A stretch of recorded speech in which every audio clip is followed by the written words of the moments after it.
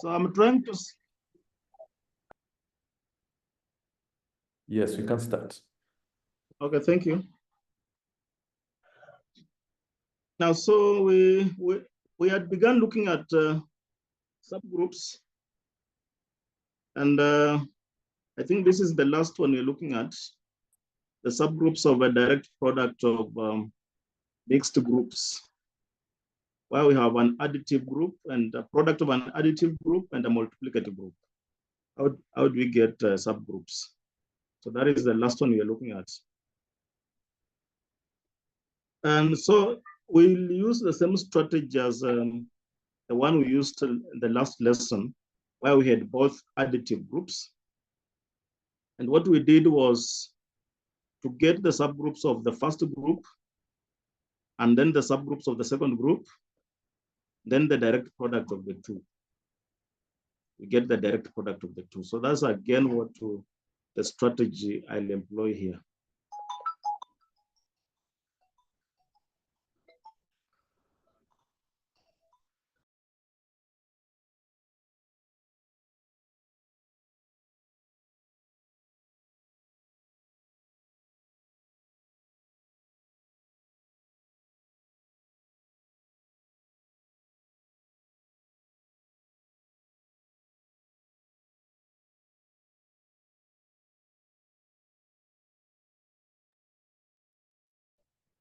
So that is a strategy we'll employ. We will getting the subgroup of the first group, this additive group, is very easy. Then again, the subgroups of this, and then we get the direct product. So let me look at this example. One, the subgroups of this group. So first of all, we get the subgroups of Z3. The divisors, let's use the knowledge of the divisors here. The divisors of 3. The divisors of these 3 are 1 and 3. So we want these divisors to generate the subgroups. So for instance, 1 once, it will be 1. 1 twice will be 2. 1 thrice will be 0. So the subgroup generated by 1 will therefore be 0, 1, 2. And then from there, what about 3? The subgroup generated by 3, 3 ones is just 3, which is 0. So this is the subgroup generated by 3. And that is what we have here. So the subgroups of Z3, therefore, are these 2. What about the subgroups of Z star 6? These are, this is the multiplicative group. The elements of this group are just 1 and 5. So we find the subgroup generated by 1, then the subgroup generated by 2. The one generated by 1, so we multiply 1 several times until we get 1. But you discover that 1 just once, 1 once gives you that 1. So these are subgroup. What about 5? How many times are you going to multiply 5? So 5 once would be 5. 5 twice would be 25. 25 mod 6 gives you 1. So we are already there. We are already there. So this again are the subgroups generated by the subgroups of Z star 6. The subgroups of Z star 6. Now we have the subgroups of the first group and then the subgroup of the second group. So we do as we did last time to get the Cartesian product of this subgroup with these 2, and then this subgroup with these 2. Now, so what is 0 and 1? The product of 0 and 1, the Cartesian product of 0 and 1 is 0, 1. So that is our new subgroup now. What about 0 and 1, 5? So first of all, we do 0 and 1. then 0 and 5, but inside the same bracket. So 0 and 1 gives us this, and 0 and 5 gives us this. So we exhausted doing 0 and each of these. What is left is therefore to do this subgroup, its Cartesian product with these subgroups. So let me just erase this part so that when I write something fresh, it can be seen.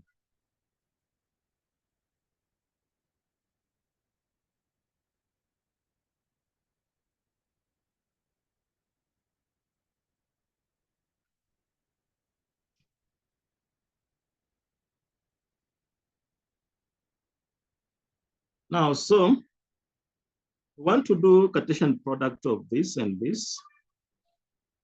I'll consider the smaller one. It will be easier multiplying it. But now I have to remember what is on my left. What is on my left is this. So what I have is 0, 1, 2, cross 1. When you do this, you'll have 0, 1. Then you'll have 1, 1. Then you'll have 2, 1.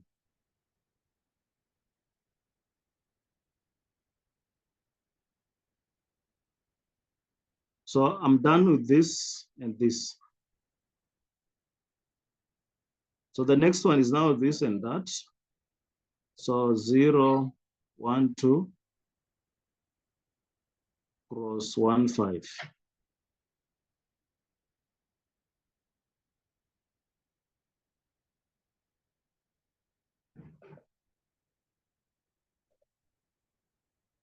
So when you do this, 1 and 0 will be 0, 1, 1 and 1, then 1 and 2, then 5 and 0, then 5 and 1, then 5 and 2. Then close the bracket. So that is the other subgroup. So those are the subgroups of this direct product. This is how we do them.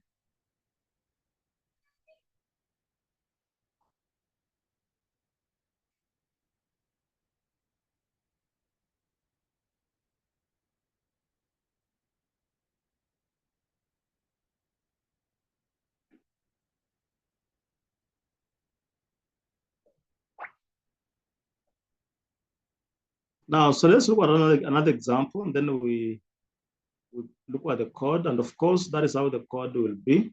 So the code, when we write the code, one, we will have a code that will giving us the subgroups of the first group. And then a function that gives us these subgroups. Then a function that gives us these subgroups. Then a function that gets the cross product. But for you to get this subgroup, we need another function that will give us the elements of this group, whereby the GCD of these elements and n is 1.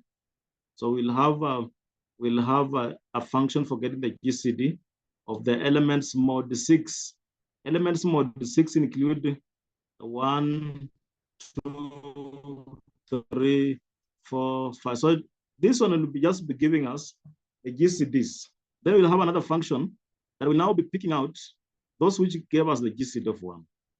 And those becomes the elements of this group. So that means we require a number of functions there. So in fact, what is just happening when you're writing that code, because earlier on, we had seen how to write the code for giving us the subgroups of this group.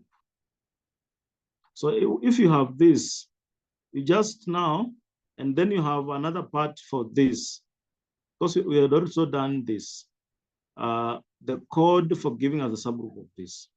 and then the code for giving us the subgroup of this. So those codes intact, we just add in now, we just add the, we just combine those two codes and then now come up with a function that are giving us the product. But those, the code for this, so we take that and then we take this, we combine, then we add on one that will be giving us this product.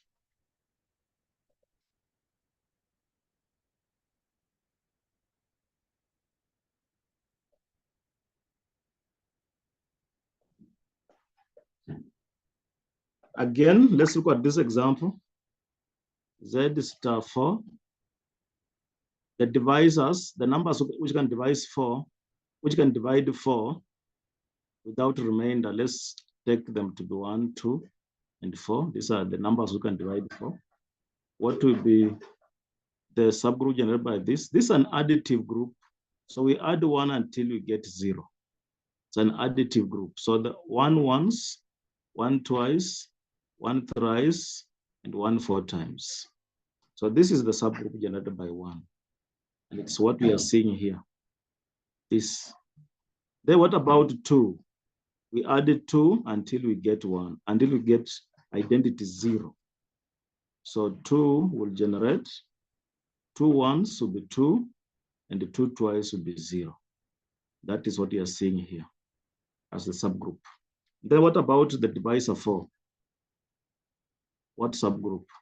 So 4 once is just 0. And that is the subgroup you are seeing. So those are 3 subgroups for Z4. We already had gotten the subgroups of this as these 2.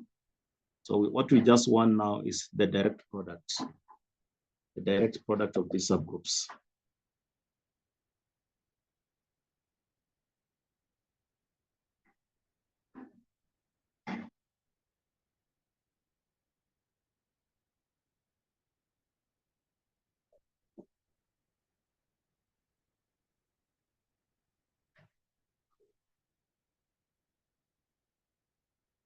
So let's do the direct product now.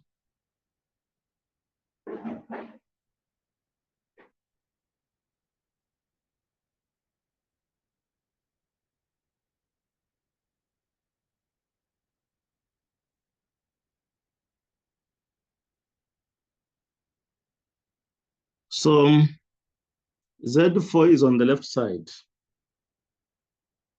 and Z6 on the right side. So let me begin by 0. Which one did I begin with here? I begin with 0. There's no problem. We can begin with the smaller one. 0 with all this. So 0 with the 1, 0, 1, which I think is somewhere here. 0, 1. And then it's 0 with this. 0, 1, 0, 5. 0, 1, 0, 5, which is here. 0, 1, 0, 5. Okay. Let me come to this on the left and then do with all this. So if I do this with 1, I'll have 0, 1, and then 2, 1. 0, 1, and then 2, 1. What about this and this? So what I have is this 0, 2 cross 1, 5.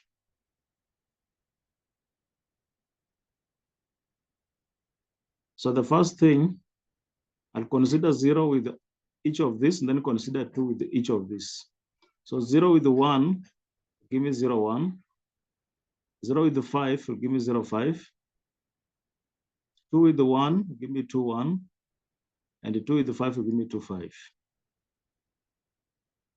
So this is that subgroup. I hope it's clear how we are doing this product, so that if it's not clear again, we can explain. Now let me now do this this subgroup with each of these. First of all, I'm doing 0, 1, 2, 3 with 1. So what does this give me? That would be 0, 1, and then 1, 1, and then 2, 1, then 3, 1.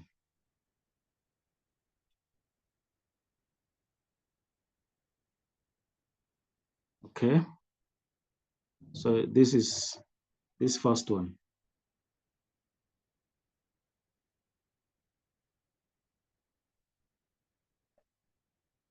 I want to do the same subgroup now with 1, 5. With 1, 5 and see what you get. So I'm doing it with the 1, 5. So I would have 0, 1. I'm doing 1 with each of them, then you do 5 with each of them. 1 with each of those, and then 5 with each of those. Now, so 1, 0, 1, then this 1, 1, then 2, 1, then 3, 1. I'm done with the 1, so let me go to 5, 0, 5, 1, 5, 2, 5, then 3, 5. So this is that subgroup. That is how you get subgroups of these direct product groups. It's not complicated, but now we have to think of then how does the code work? How do we come up with a code to implement this? Of course, we have two groups here. One is additive, another one is multiplicative. So we need the functions that will give us subgroups of the additive group, and then functions that will give us subgroups of the multiplicative group, then a function that will be getting the direct product. Let's take the last example. We already had the subgroups of this group in our first example. What about subgroups of this?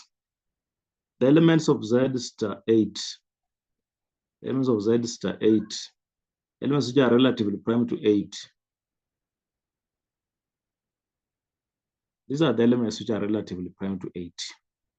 So now we want to generate subgroup for each of them and pick only those subgroups which are not duplicates. We avoid duplicates. We just pick one.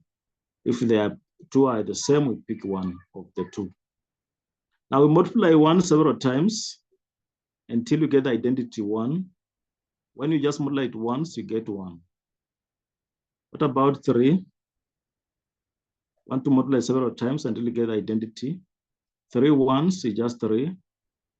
And then 3 twice would be 9, which is 1. That's what we want. So we have this subgroup and that subgroup. What about 5? 5 once would be 5. 5 twice would be 25. Mod 8, that is 1. Giving us this subgroup. When we rearrange. What about 7? 7 once. 7 once would be 7. 7 twice would be 49. Mod 8, which is this subgroup when you rearrange. Then the other subgroup, of course, is the identity, the one comprising of the identity, which you already have here. And then the entire group, which is this, the entire group. So those are the subgroups of Z star 8.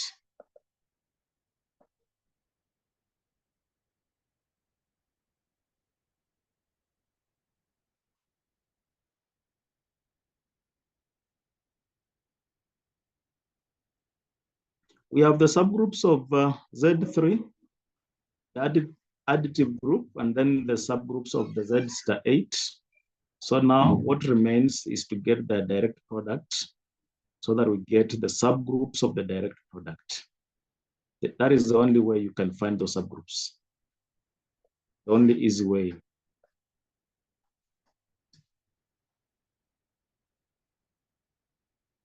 Okay. Let me consider one with this. If I consider one with this. So this is on the left side. Z3 is on the left side. So what I have therefore is 0, 1, 2 cross 1. So 0 and 1 give me 0, 1. 1 and 1 give me 1, 1. Then 2 and 1 give me 2, 1. So this is a subgroup. The entire this one, the whole of this is a subgroup that we required. And then we consider the next option. So we are done with the first subgroup.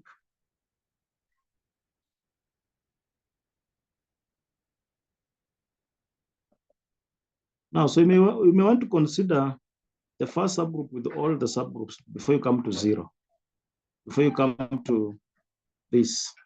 So I've considered this and this. So I want to consider it with this. I want to consider it with 1, 3. So when you do that, you have 0, 1, then 1, 1, then 2, 1, 0, 1. What is it? 0, 1. Okay. 0, 3. Let me just do that. 0, 1, 0, 3. Then 1, 1, 1, 3. And then 2, 1, 2, 3. 2, 1, 2, 3. So I'm done with that.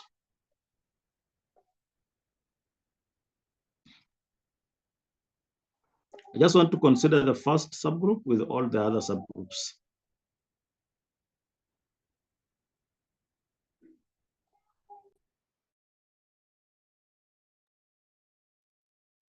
Okay, so we consider now 1, 5.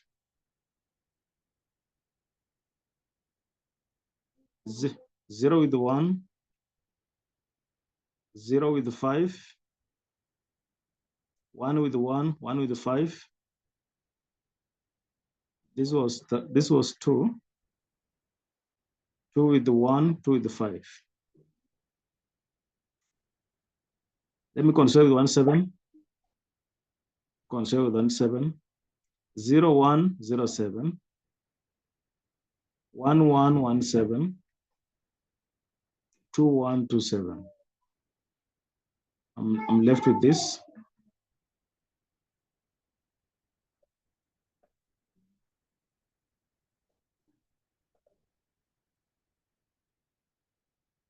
One, 3, 5, 7. So that will give me 0, 1, 0, 3, 0, 5, 0, 7. 0, 1, 0, 3, 0, 5, 0, 7. Then it will also give me 1, 1, 1, 3, 1, 5, 1, 7. 1, 1, 1, 3, 1, 5, 1, 7. Then it will give me 2, 1, 2, 3, 2, 5, 2, 7. 2, 1, 2, 3, 2, 5, 2, 7. That's how you get the direct product. So I'm done. The direct product, I'm done finding the direct product of this subgroup with each of these.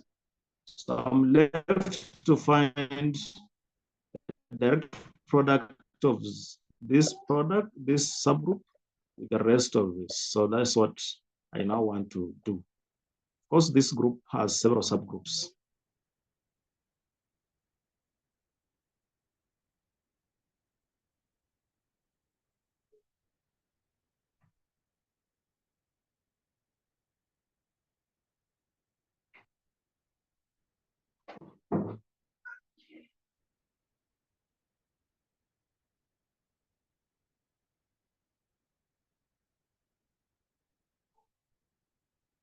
Okay, let's now do that. We are considering this subgroup 0, the one comprising with identity, and then with each of these. So let me begin with this.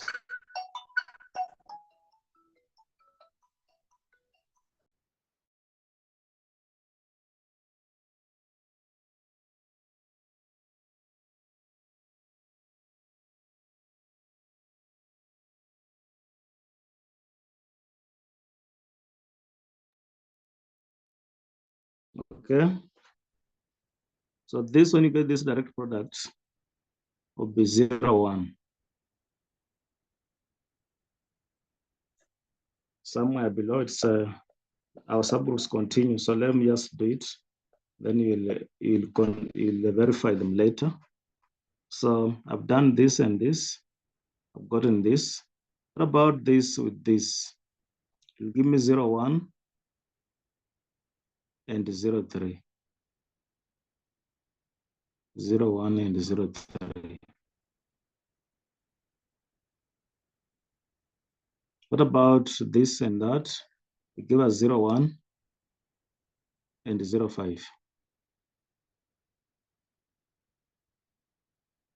What about this and this? 0, 1 and 0, 7. That's another subgroup. What about this and that? Give us 0, 1, 0, 3, 0, 5, and 0, 7. So those are the subgroups. So those are the subgroups of this group. So the bigger the values, the subgroups you come up with. There's many subgroups depending on the order of the groups involved.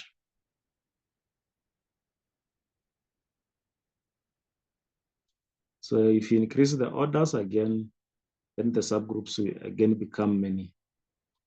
But how we do them is, first of all, find the subgroup of the, and of course, I'm just using 2 groups. You can have 3 groups, you can have 4 groups, a product of 3 groups, a product of, and so on. You'll have a product of another group here. It could even be multiplicative or additive. You can even have another one, and so on. But how we do the direct product is just the same thing. Just the same thing. So you would you see like this element, this one, these are 4 groups, 1, 2, 3. So that means we'll be having like a 4 coordinate, You see, when we had these 2, we had 2 coordinates. So what I mean by a 4 coordinate is, supposing this one has elements 0, 1, 2. And this one has elements 0, 1, 3, 5, 7. And this one has elements 1, 2, 4, 5, and 7. And this one has elements 1, 0, 1, 2, 3, and so on up to 9. So what I mean by that is that if I have this element and I want to multiply by each of these, I would just have 0. Then the next element is 1. I've multiplied by 1. Then I've multiplied by this other 1. Then I've multiplied by this 0. So that's what I get when I get that direct product. So it's not easy. It's not hard. You're just combining the elements. So I've done 0, 1, 1, 0. So I can also decide now to have 0, 3, 2, and so on, or 0, 1, 2, and so on. So for instance, I took 0 and 1, and then 1, 1. So I can take 0 with 1, and then 2, 1, for instance. So I can decide to have 0 combined with 1. I can even retain the first ones. I return this one, then it change. This one was 1, then I take this one. Because I had already done with this 0. I had already done 0 with 1, 1, 0. So I now have 0, 1, 1, 1. So I can also have 0, 1, 2, and so on. So just combining those elements. So for instance, what I mean is 0 should be multiplied by this element, this element, this element. Then it should be multiplied by each of these elements, with each of these elements, with each of these elements. Once you're done with the 0, you come to 1. Multiply by each of these elements, and then each of those elements.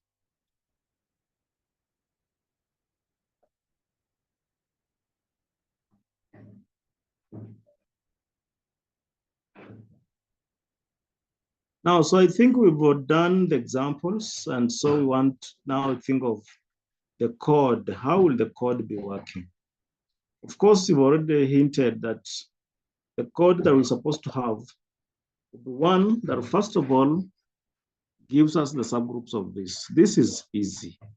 The only place where we have a lot of work is this, the multiplicative group. This is where we have a lot of work, because one, we'll need a function. I'll be doing the GCD mod n. And you see, when you talk of mod n, we are referring to elements 0, 1, 2, 3, 4, 5, all the way up to 7. So the GCD of these elements against 8. So for instance, the GCD of 1 and 8 will be 8. That will be 1.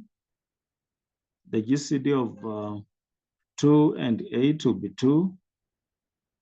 The GCD of 3 and 8 will be 1. So that function will be doing all this, finding all those GCDs.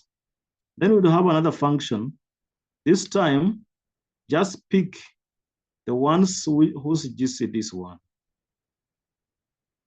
Just pick S that are giving us the GCD of 1. And then we list them. So those now becomes the elements of this group. So Z star n will now be a subgroup, will be a group consisting of the elements whose GCDs were 1. So that is what that code will be doing, that function will be doing, giving us the elements of this group. Then, so we already have 2 functions, and they have just given us the elements of the group. So now, we now want a function that will now give us the subgroups of this group. Considering the elements now, considering the elements we have here. Now, can we get the subgroups? So that is the third function for this one alone. Then for this, of course, we just require a function that will give us divisors of n. So divisors of 3. Then after that, a function that will be using those divisors to get subgroups. Mod n. So this one requires these two functions. This one required 3 functions. Now, so those are now 5. Then we now require a function that will be giving us a subgroup of this. A subgroup, one subgroup at a time. And then we'll have a function that will now give us all the subgroups of this. Then, of course, the main function. So those are the functions that can come up with it to give us the subgroups of this group.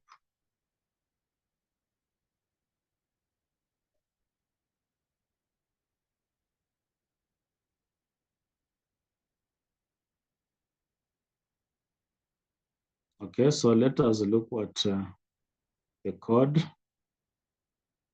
Look at the code that I created here. You can always modify it. You can always modify it to perform other functions. Or you can, in fact, in the process of modifying, you can remove some functions and combine others to perform several functions.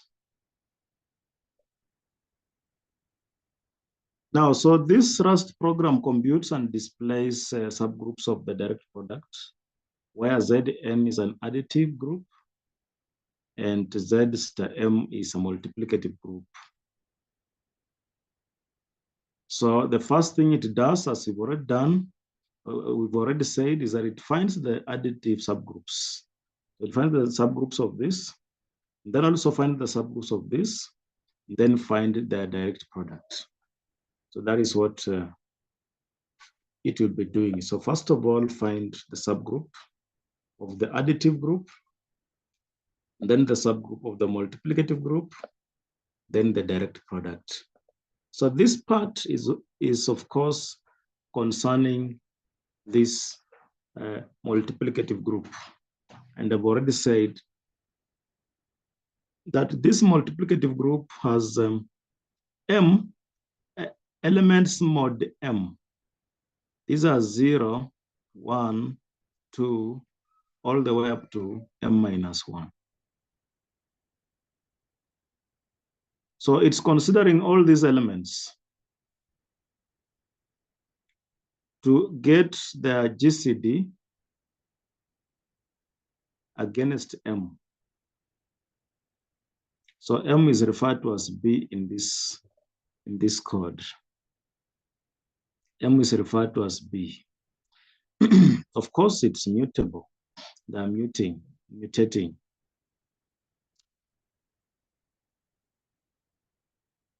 Now, so for instance, the GCD of 0 and 8, the GCD of 1 and 8, GCD of 2 and 8, and so on. So it stops there, just finding the GCD and stopping. But of course, there's something that is asking, there's a function that is asking for that GCD. The function that is asking for that GCD for every one of them is this, is the multiplicative element. So the multiplicative elements, what this means is that it wants to get the elements of the multiplicative group. That's why it's called the multiplicative elements. Multiplicative elements. It wants to get, and you can see the M there. So it wants to get the multiplicative elements of this group. That's what it means. Those are the multiplicative elements. So it has M. 1 up to M. That means 1, 2, 3 up to M minus 1. So it will ask this code, this function. It will ask this function. Can you give me the GCD of X and M? X and M, first of all. So this one gets the GCD of X and M. If the GCD is 1, this function pushes that X inside this empty vector. If the GCD is 1, that means that X is a member of this group. Then it asks for the next, so because it's doing it from 1 to M, so it has, for instance, asks 0. It says find the GCD of 0 and M, for instance. So this one does it. Find that the GCD of 0 and M is M, and is not equal to 1. Therefore, there's nothing to push. Then it asks, what about the GCD of 1 and M? So this one does. Finds that the GCD of 1 and M is 1. So this one has something to push. Pushes 1 there. Then it asks, what about the GCD of 2? And let me say 8. So this one does. Finds that the GCD is 2. There's nothing to push there. What about 3 and 8? So this one does. Finds that GCD is 1. So there's something to push. So that's what is happening between these two. So at the end of this process, The multiplicative elements function has the elements of the multiplicative group. Has the elements of the multiplicative group, all of them. And our first function has done GCD for all the elements from 0 to m-1. So that's what is happening between these two. So at the end of this, we have elements of this multiplicative group.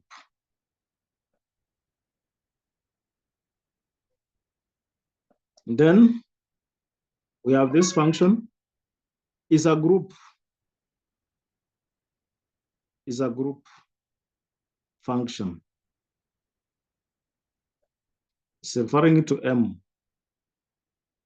No, it's a subgroup. It's a subgroup. It's a subgroup referring to mod M. M here, this was the multiplicative group. Was the multiplicative group. So it's now, it wants to find the subgroups of Z star M. It has the elements. It has the elements of this group. If this was 8, it has elements 1, 3, 5, and 7.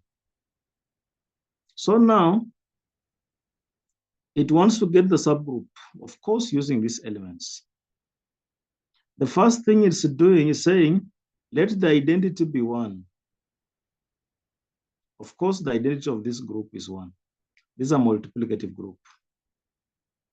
Then it says, if a subset does not contain the identity, if a subset does not contain the identity, return false. Return false. Of course, a subset must also always have the identity because it has to be a group. It has to be a group. So it will be getting subsets. What this will be doing, it will be getting the subset. But again, after getting those subsets, it checks if the subset has the identity element. If the identity element is not there, then that is not a subset. It's not a subset. If the identity element is not there, then it's not a subset. Not be considered as okay, it's a subset, but it not be a subgroup. It not be a subgroup. So what it does, it will be finding the subsets.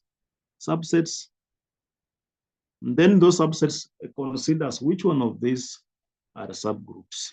Let me show you how subsets are done. Subsets, supposing this is a set. Supposing I have a set X, and the set X has elements 0, 1, 3. I just want to show you something about subsets. Because you have a set and you have a subset. A subset is not a subgroup. It only becomes a subgroup if it has the identity element and it fulfills the axioms of a group. How many subsets do we have for this set? This set has 2 raised to n subsets, where n is the number of elements of the set. Number of elements of the set. This set that we are considering has 3 elements. So 2 raised to 3, that gives us 8 subsets. So that means this set has 8 subsets. Not all these subsets will be subgroups. Not all of them will be subgroups. Only those which fulfill the axioms of a group will be subgroups. So for instance, what are the subsets here? What are the subsets? Just giving an example, what are the subsets here? The first subset I'm saying is the subset consisting of the singleton elements. The subset consisting of 0, subset consisting of 1, subset consisting of 3. So you can see of these 3 already, these 3 are subsets. The only subgroup is this. Of these 3, the only subgroup is this. This one is not, this one is not. This one is not a subset because, for instance, if this was to be, okay, it's not a subgroup, because if this was to be an additive group, supposing this is an additive group, I'm just assuming it's a group. Just assuming it's a group. So if it's a group, an additive group, this will fail to be a subgroup because it does not contain the identity element. And this one also fail because it does not contain the identity element. But this will be a subgroup because it is, we say that every identity element, the subgroup consists of the identity element, is a subgroup of every set. A set consisting of the identity element is a subgroup of every set. Now, these are the first subgroup. The other subgroup, now the other subset, I can combine 0 and 1 and come up with a subset, or combine 0 and 3, come up with a subset, or combine 1 and 3 and come up with a subset. And of course, the other subset is the entire set is a subset. So when you count this, you find 1, 2, 3, 4, 5, 6, 7. There's one that I've forgotten. That's supposed to be 8. So 1, 2, 3, this one I have them. Oh, and then the empty set. Then the empty set is another subset. Now, so the question is, supposing this was an additive group, which ones will be subsets? So this question, this is now answering that question. It's saying, if you have a subset, it must contain the identity element. So our subgroup, our group was multiplicative. So the identity element must be 1. So it must contain 1. So for instance, this will be disqualified for failing the identity. This will be disqualified. And then the rest might be considered. But now the other axioms must come in. Does it fulfill closure? Does it fulfill associativity? Do every element have an inverse, and so on? So the other axioms then comes in to tell us which ones are subgroups and which ones are not.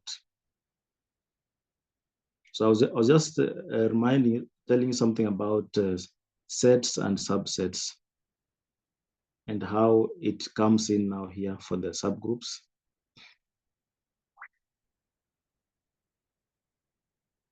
Now, so the first condition says, if a subset does not contain the identity element 1, then it's not a subgroup. And then it proceeds here for X in the subset, for the X in the subset, and for Y in the subset, if the subset does not contain, so this is the closure property.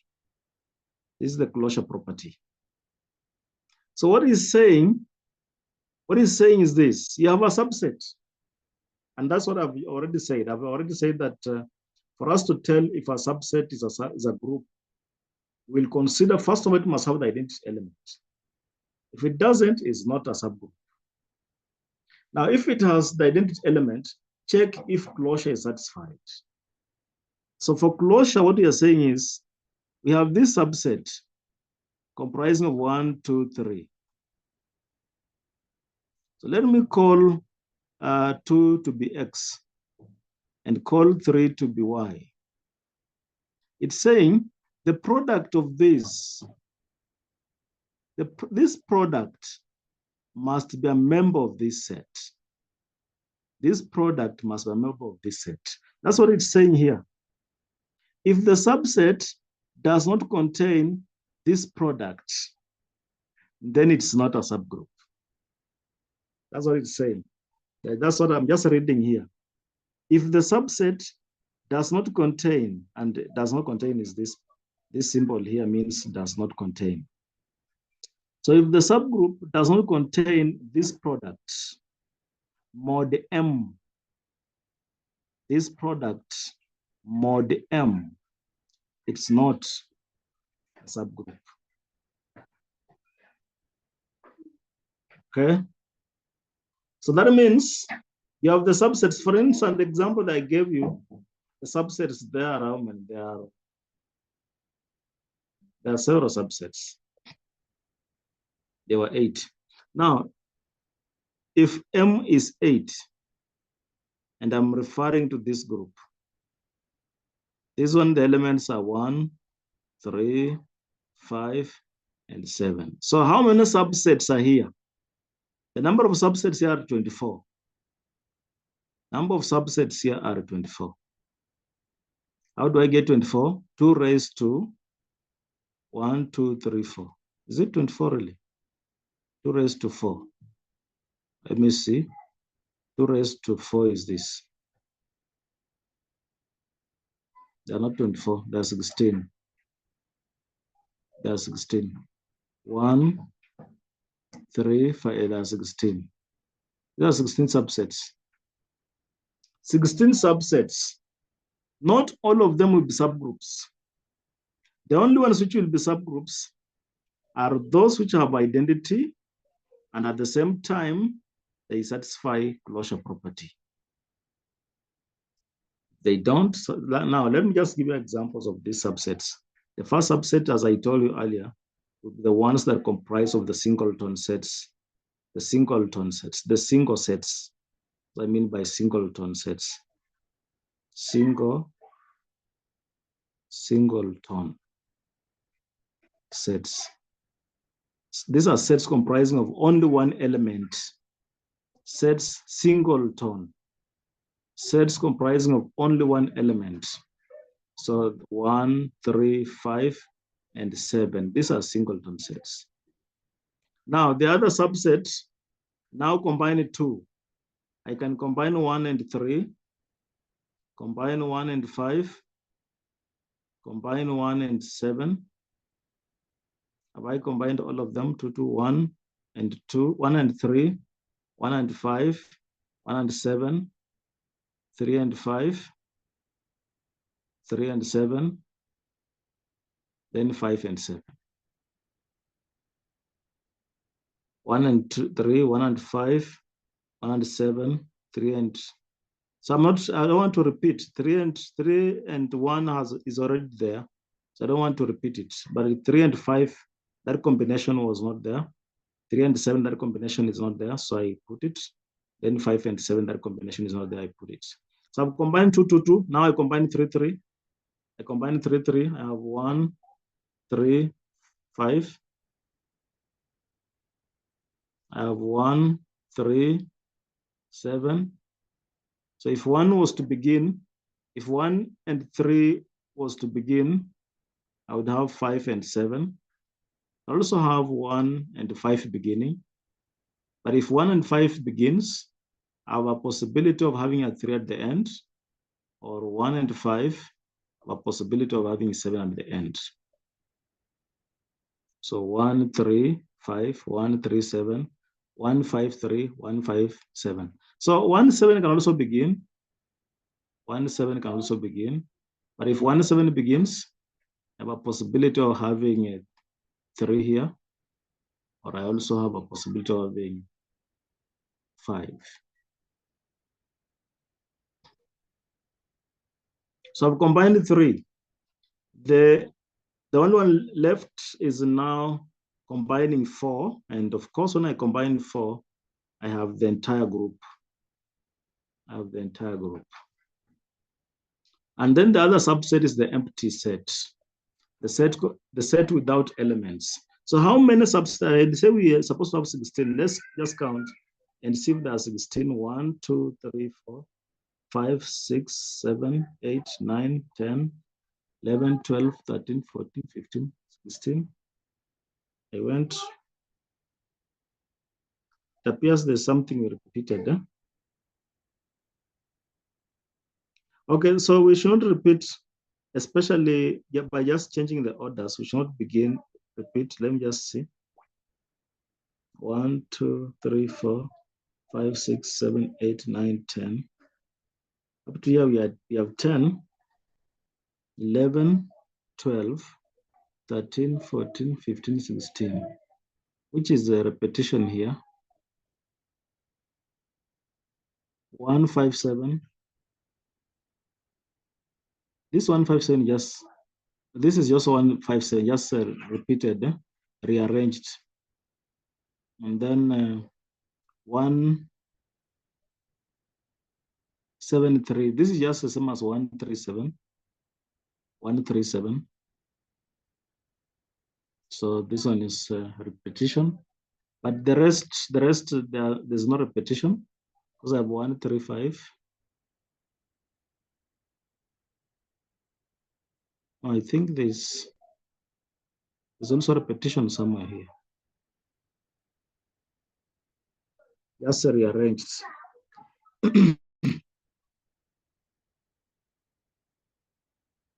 Yeah, because the number of subsets are given by 2 raised to n, where n are the number of elements. Now, so the question we are then answering, of these 16 subsets, which are the subgroups, which are subgroups? So, since we are dealing with a multiplicative group, subgroup must first of all have the identity element. So you will begin by disqualifying those that have no identity element, like these ones have no identity element 1. So you disqualify them from being subgroups automatically because they have no identity element. Those which have no identity element, we disqualify them automatically. So we've already disqualified those. Then now come to closure. Come to closure, we are doing it mode 8. Okay, this becomes a subgroup because it's the one comprised of the identity. So that is the first subgroup. Of course, this method is slightly different from the one we are doing. The one we are doing is we're taking the element and you will try a code and try to write that. So we are taking these elements and getting there, multiplying them several times to generate a group.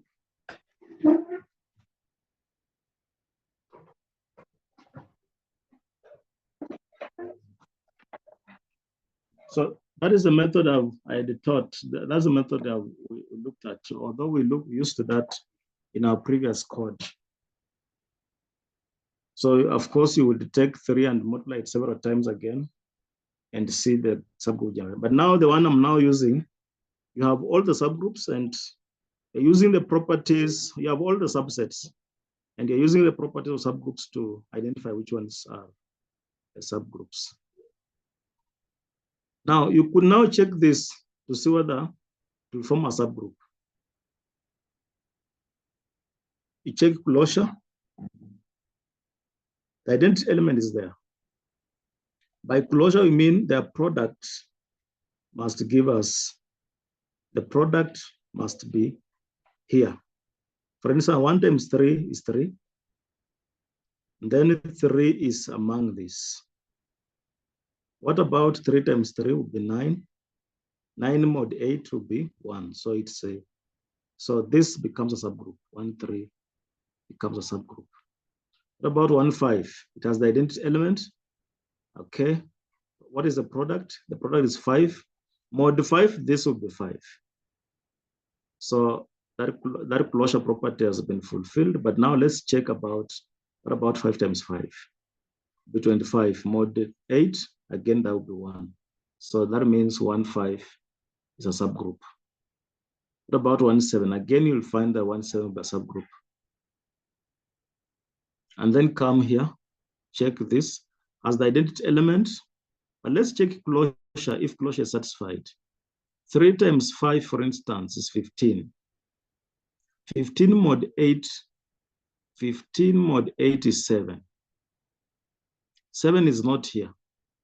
So this one is disqualified from being a subgroup. You try this. The identity element is there. There's no problem. Let's now check closure. This will be 21. Mod 8, 21 mod 8, that is 8 going there. What will be the remainder? The remainder will be 5. And 5 is not here. So this is not a subgroup. The same to this. This will be 15. 15 mod 8 would be 7. 7 is not here. So this is not a subgroup. So and so on. And again, I think this is that 5 mod 8. What will that be? Again, that element is not here. Then come here, disqualify those which are not. Come here and check. The identity element is there. Let's get this product. That'll be 15. 15 mod 8. This is 7. 7 is there. Okay, what about 3 times 7? That'll be 21. Mod 8, that gives you 5. And 5 is there. What about 5 times 7? That'll be 35. Mod 8. That 5 mod 8. That is 3, and 3 is there. So this again qualifies to be a subgroup. So this method, you come up with all the subsets and then disqualify those that are not subgroups by looking at the properties of a group that we learned. Properties of a group, we look at closure. And of course, when you're looking at subgroups, I told you that when you're looking at subgroups, we're only interested with does it have the identity element and is there closure? Once the identity element and closure are satisfied, the inverse will follow. And for these groups, the inverse would follow. That's why I was not testing for the inverse. Just testing for closure. And associativity will always follow when you are dealing with multiplication and addition. Now, but again, you can use the format we used earlier. The earlier one, we had used a format where we multiply the elements until we get identity. And we had a code for that. When we were looking at the subgroups of Z star mod M in our earlier lesson. Now you understand how this code will go, how this function here will be working.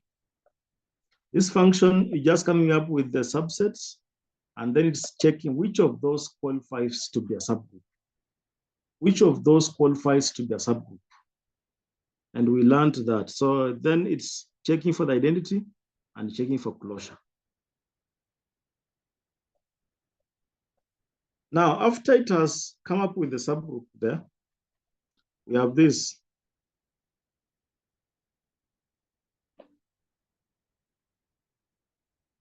This one now comes up with all the subgroups of this group. All the subgroups of this group. This one was just giving us, telling us whether it's a subgroup or not. So on a request by this function. So this function asks whether that is a subgroup or not. If this one says it's true, that it's true it's a subgroup, this one pushes it here. Pushes it, that subgroup here. If it says it's not a subgroup, then there's nothing to push. So this one is only requesting the above code to provide it with the subgroups. So there's not much here. But then let me tell you what the code is, what the function is, how it works. Now it has said multiplicative group, multiplicative subgroups mod M. Let the elements, and it calls on the elements of M. It calls on the elements of the M. And where is it finding those ones from? Is finding them from here. Finding them from here. This one had calculated those elements, had done that calculation. So it calls on those elements. After calling on those elements, then it will be asking for whether those elements, the subgroups generated by those elements.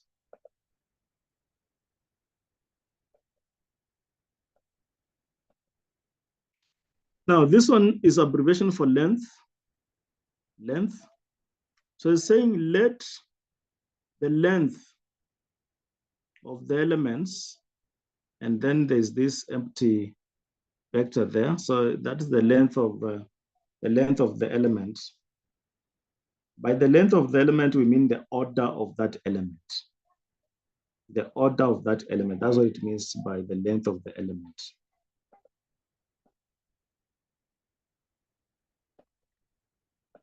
Then let the subgroups be, and then it opens an empty vector to store those subgroups. Then they'll be mutating. For I, in this, between 1 and the length of that element, between 1 and the length of that element. So supposing you have 3, what's the order of 3 mod m? That's what it's saying. So supposing the order of 3 mod m is 8. So it's just saying for I between 1 and 8, for I between 1 and 8, want to find the subgroups, want to find the subgroups between. So for I between 1 and 8, so that means for I 1, for I when I is 1, when I is 2, when I is 3, when I is up to 7. So that's what this part is talking about. And of course, when you understand this to be the length, then you can understand this part.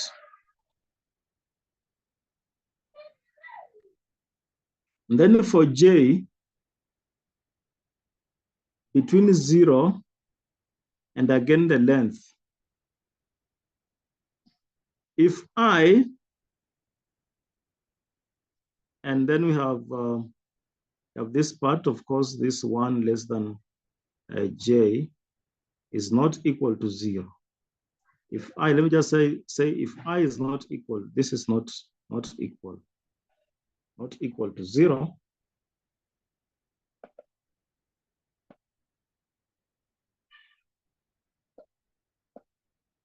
then you push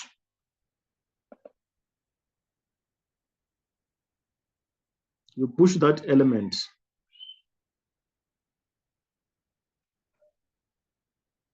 You push that element here.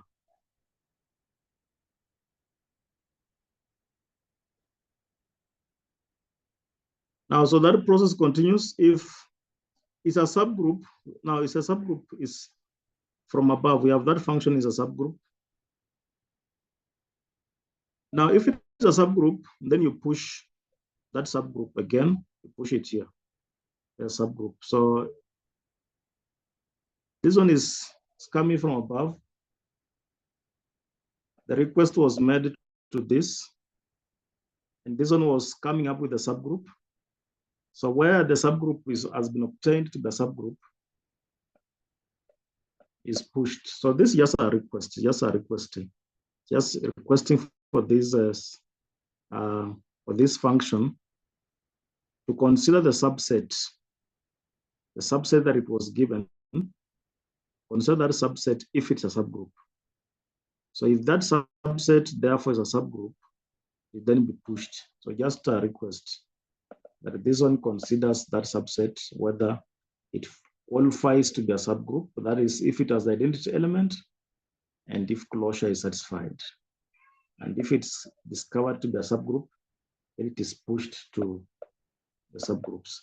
Now, so we are done with the multiplicative group. Now we begin with the additive group. Finds the divisors. Then after finding the divisors, additive group. So this one just getting the additive groups, the groups generated by those divisors. So if the divisor is 1, what subgroup does it generate? If the divisor is 2, what subgroup does it generate? So that is what this one is doing. Then now we go to the main function.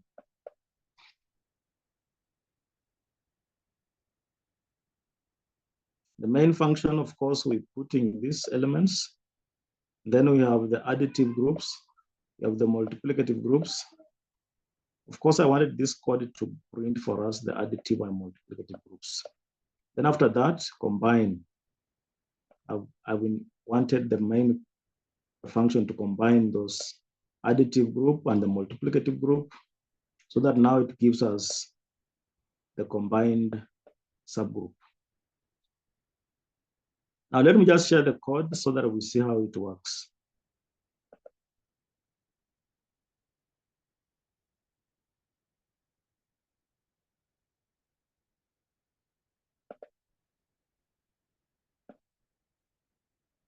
Okay, this is the subgroup. Now this subgroup, this code is long because I wanted it, apart from just giving the direct product, I wanted to also to give us the additive groups, print for us the additive groups, and print for us the multiplicative groups. So I wanted to perform all those. Now this one, which one is this? This one is for the additive. Huh? Let's see which one I'm sharing. I wanted the one for the mixed groups. Yes, this one is the one for the mixed groups.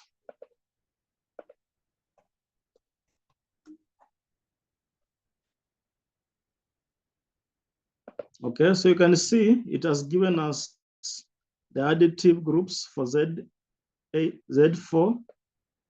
I added that one there. And then for the multiplicative group of Z star 6, then after that, it gives us the one for the direct product. So I wanted to perform all those functions. Of course, you can eliminate these two parts. When you eliminate these two parts, it becomes a bit shorter. So it's only doing for you this. It's only doing for you the subgroups of the direct product. But for me, I wanted it to give me this. Why I wanted it to give us these two is that so that you can now see that what is here is direct product of these two groups. You can see that there's 0 combined with 1 to give us 0, 1 here. You can also see that, okay, so just the same thing we've been doing. That's the same thing we've been doing. You combine 0 with 1, combine 0 with 1, 5, and so on. You can combine this 0 with this 1, combine this 0 with 1, 5. So the square brackets, where the square brackets start is where the subgroup begins. And where the square bracket ends, that's the end of the subgroup, like what I've highlighted there. And the next subgroup, again, you look at where the square bracket begins and where it ends. And again, for this one, so I use the square brackets instead of the curly brackets. For this one, you can see where the square bracket begins and where it ends, that's the end of the subgroup. And then this one, it begins here. Where does it end? It ends here. But then I had the outer one, the outer to this outer one is just covering all the subgroups. These outer square brackets. So what you consider are the inside square brackets. Where does it begin? Where does it end? So it's where it begins signifies the beginning of the subgroup, and where it ends signifies the end of the subgroup. Okay, that's where I want to stop. Thank you.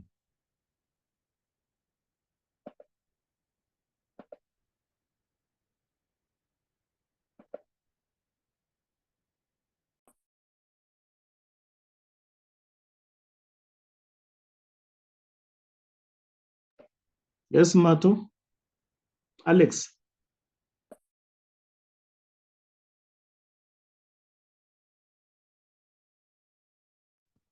Oh, hello, Mwalimu. Yes. Oh, so Matu is not with us. Yes. So I think we can end the class.